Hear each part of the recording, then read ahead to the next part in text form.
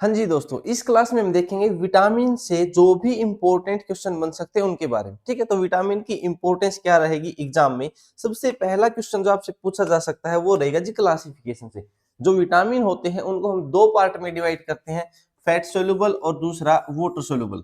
फिर फर्दर पूछा जाता है कि फैट सोल्यूबल कौन कौन से हैं, वाटर सोल्यूबल कौन कौन से। तो फैट सोल्यूबल में मैंने आपको पढ़ाया था के ई डी ए, विटामिन के, vitamin E, vitamin D, vitamin A, ये चारों क्या है, फैट सोल्यूबल है। जो वाटर सोल्यूबल उसमें दो विटामिन आएंगे अपने पास, बी कॉम्प्लेक्स और विटामिन सी। विटामिन सी को हम नॉन बी कॉम्प्लेक्स भी बोलते हैं। फर्दर क्या आएगा, बी कॉम्प्लेक्स को दो पार्ट में डिवाइड किया है, ऐसे विटामिन जो एनर्जी को रिलीज करते हैं और ऐसे विटामिन जो हिमेटोपोइटिक होते हैं। हिमेटोपोइटिक यानी कि आरबीसी की फॉर्मेशन में या हिमेटोपोइसिस में पार्टिसिपेट वो करते हैं। तो एनर्जी रिलीजिंग में क्या रहेगा, B1, B2, B3, B6, B7 और B5। हिमेटोपोइटिक कौन से रहेंगे, B9 और B12। ये अपना क्लासिफिकेशन है। दूसरा, इनके नाम आपको पता होना चाहिए। थायमीन किसका नाम है, B1 का, B2 का राइबोफ्लेविन, B3 का नियासिन, B5 का पेंटाथेनिक एसिड और B6 का पाइरिडोक्सिन, B7 का बायोटीन। वहीं B9 किसका नाम है, फोलिक एसिड का। विटामिन B12 का क्या नाम है, साइनोकोबालामिन। तो ये कॉमन नाम आपको जरूर याद होने चाहिए। ठीक है, उसके बाद क्या रहेगा, उसके बाद एंडोजीनियसली सिंथेसाइज्ड विटामिन, ऐसे विटामिन जो अपनी बॉडी के अंदर बनते हैं। जनरली विटामिन अपनी बॉडी में नहीं बनते, लेकिन कुछ एक विटामिन जो बनते हैं, जैसे विटामिन डी है।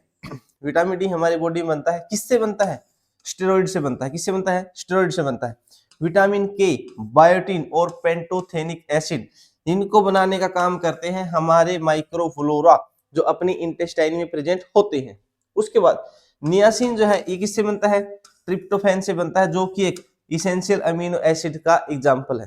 हो जाएगा याद, बिल्कुल। चलो आगे, नेक्स्ट। साइंटिफिक नेम है फैट सोल्यूबल विटामिन के। विटामिन के को हम फाइलोक्विनोन के नाम से जानते हैं। विटामिन ई को टोकोफिरोल के नाम से जानते हैं। विटामिन डी का क्या नाम है, कोलेकैल्सिफेरॉल है। विटामिन ए को रेटिनोल के नाम से जानते हैं। Next, dietary source. AIIMS focus करता है कई बार डाइटरी सोर्स पूछने के ऊपर। तो विटामिन के डाइटरी सोर्स क्या है, जनरली क्या रहेगा, ग्रीन वेजिटेबल। ठीक है, जैसे cabbage, cauliflower, tomato, alpha alpha, spinach और मेनली आप बोल सकते हो कि ग्रीन वेजिटेबल। साथ ही साथ यहाँ पर बताया गया also present in egg yolk, meat, liver, cheese and dairy product. तो वेजिटेबल और डेयरी प्रोडक्ट विटामिन के क्या रहेंगे, सोर्स रहेंगे। विटामिन ई की अगर हम बात करें तो वेजिटेबल ऑयल्स, ठीक है, ये क्या रहेंगे अपने पास, रिच सोर्स रहेंगे। व्हीट जर्म ऑयल जो है ये भी अपने पास इसका अच्छा सोर्स है। और साथ ही कहाँ प्रेजेंट है, मीट, मिल्क, बटर, एग, ये सारे के सारे विटामिन ई के डाइटरी सोर्स हैं जो आपको याद रखने हैं। Next, vitamin D, good source जो रहेगा विटामिन डी का, उसके अंदर अपने पास फैटी फिश रहेगी, फिश लीवर का ऑयल रहेगा, एग योक रहेगा।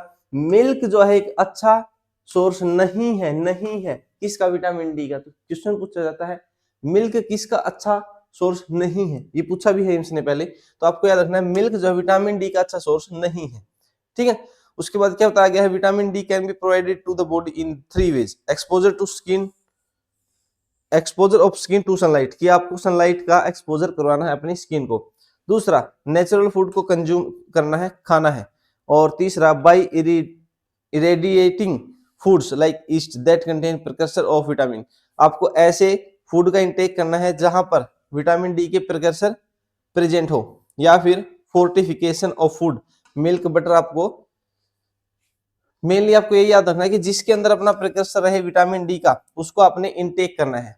ठीक है, स्टेरॉइड से बनेगा, ये भी याद रखना है। नाम क्या रहेगा, कोलिकैल्सिफेरॉल। सनलाइट जो है इसका सोर्स है। एनिमल सोर्स जो है इसके मेन रहेंगे लीवर, एग योक और बटर।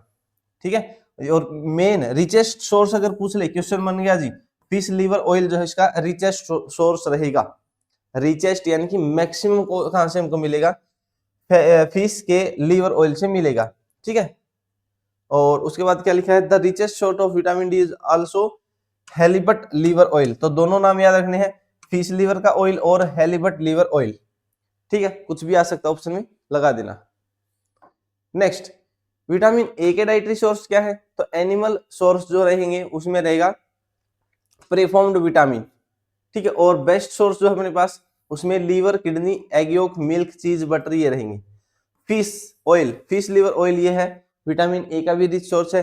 वेजिटेबल की बात करें तो अपने पास यहाँ पर देखो जो एनिमल सोर्स है उसके अंदर प्री फॉर्म्ड विटामिन यानी कि पहले से बना हुआ है, और जो अपना वेजिटेबल है यहाँ पर प्रो विटामिन है यानी कि फिर आगे जा करके बनेगा। ठीक है, तो यहाँ पर क्या मिलता है, कैरोटीन मिलता है, कैरोटीन्स मिलते हैं। और यहाँ पे क्या बताया देखो, yellow and green vegetable fruits ये क्या रहेंगे अपने पास, कैरोटीन के गुड सोर्स रहेंगे, जहां पर कैरेट, स्पाइनैक, पंपकिंस, मैंगो, पपाया यहाँ पर एग्जांपल दिए गए हैं। ठीक है, और फिश लीवर की बात करें तो ये रिच सोर्स रहेगा विटामिन ए का। हेलीबट लीवर जो है ये भी रिचेस्ट सोर्स रहेगा, जो दोनों हमने अभी किसके पढ़े थे, विटामिन डी के पढ़े थे, है ना। और प्लांट सोर्स की बात करें तो प्लांट सोर्स में रिचेस्ट सोर्स रहेगा जी कैरेट, गाजर। ठीक है, सी की बात करें तो सिट्रस फ्रूट जो है, आंवला जो है, गुआवा, ग्रीन वेजिटेबल ये इसके सोर्स रहेंगे।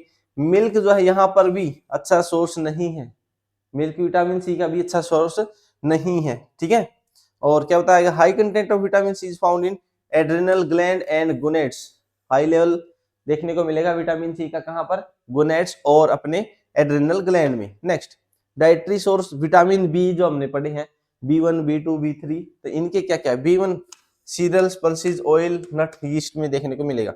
विटामिन बी मिल्क और मिल्क प्रोडक्ट में। B3 liver, yeast, whole grain pulses में, लीवर और यीस्ट याद रख लेना। B5 egg, liver, meat, yeast, milk. B6 egg yolk, fish, milk, wheat, corn, cabbage. B7 liver, kidney, egg yolk, milk, देखो जो लगभग ज्यादातर में ये मिल रहे हैं, है ना, egg yolk, egg, kidney, liver, उनका oil. Vitamin B9 green leafy vegetable. Vitamin B12 liver, kidney, milk, curd और एग, फिश ये मिलेंगे। ठीक है, तो जो डाइटरी सोर्स है वो फैट सोल्यूबल के आपको जरूर से जरूर याद करने हैं। ठीक है, फैट सोल्यूबल के जरूर याद करने हैं, यहां से जो हाईलाइट कर रखे उनको एक बार देख लेना।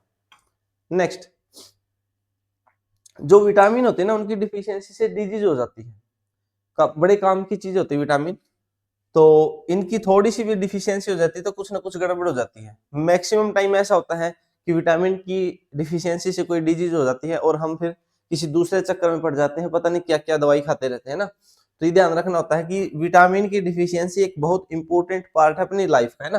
तो विटामिन के की अगर डिफिशियंसी तो कैसे डिसऑर्डर हो सकते हैं, ब्लड क्लोटिंग टाइम जो है कैसा हो जाएगा, इंक्रीज हो जाएगा, बढ़ जाएगा। क्यों, क्योंकि विटामिन के अपने ब्लड क्लोटिंग में हेल्प करता है। विटामिन ई जो है ये स्टेरिलिटी को, स्टेरिलिटी अगर इसकी डिफिशियंसी हो जाती है ना तो स्टेरिलिटी हो जाती है, यानी कि इनफर्टाइल हो जाता है बंदा। और यहाँ पर इंक्रीज्ड फ्रेजिलिटी देखने को मिलेगी किसकी, एरिथ्रोसाइट की। और एरिथ्रोसाइट की फ्रेजिलिटी चेक करने के लिए हम क्या करते हैं, OFT ऑस्मोटिक फ्रेजिलिटी टेस्ट करते हैं, जिसमें हिपेरिन एंटीकोगुलेंट का यूज किया जाता है। विटामिन ई की डिफिशियंसी से मिगेलोब्लास्टिक एनीमिया भी देखने को मिलता है। अगर विटामिन डी की डिफिशियंसी है तो रिकेट्स और ओस्टियोमलेशिया देखने को मिलेगा। रिकेट्स देखने को मिलेगा चिल्ड्रन के अंदर, ओस्टियोमलेशिया देखने को मिलेगा अडल्ट के अंदर। ठीक है, उसके बाद विटामिन ए की डिफिशियंसी से नाइट ब्लाइंडनेस हो जाती है, जिसको हम निक्टेलोपिया बोलते हैं, जीरोथैल्मिया हो सकता है और केरेटोमलेशिया हो सकता है। केरेटोमलेशिया का मतलब जी टोटल ब्लाइंडनेस, कुछ नहीं दिख रहा, यानी कि आंख से रिलेटेड जो भी डिजीज हो सकती है विटामिन ए की डिफिशियंसी से है। ये आगे जी बी कॉम्प्लेक्स की डिफिशियंसी से होने वाले डिजीज। B1 की डिफिशियंसी तो बेरी बेरी, B2 है तो चिलोसिस, चिलोसिस और glossitis. B3 pellagra, B3 pellagra. B5 burning feet syndrome. B6 hypochromic microcytic anaemia. ठीक है, B7 anaemia, loss of appetite, nausea, dermatitis. B9 macrocytic anaemia, neural defect in foetus. B12 pernicious anaemia, neurological degeneration. तो जितने भी यहाँ पर anaemia है इनको याद रखो पहले तो। ठीक है, मिगेलोब्लास्टिक अनीमिया इन दोनों की वजह से हो जाता है। और अपने यहाँ पर पर्नीशियस अनीमिया B12 की डिफिशियंसी से है, प्लेगरा B3 से है, बर्निंग फूट सिंड्रोम B5 से है, बेरी बेरी भी कई बार पूछा जाता है तो अपने पास ये B1 से है। तो ये क्वेश्चन आपसे पूछे जा सकते हैं जहां पर मैं ये क्यों क्यों क्यों मैं मेंशन कर रहा हूं। ठीक है, क्यों क्यों जहां पर भी मेंशन किया है, तो ये सारे पॉइंट आपको याद करने हैं, स्क्रीनशॉट इसका ले सकते हो। नेक्स्ट, जो वेट बेरी बेरी है उसको हम कार्डियोवेस्कुलर बेरी बेरी भी बोलते हैं, जो ड्राई बेरी बेरी उसको हम न्यूरोलॉजिकल बेरी बेरी भी बोलते हैं।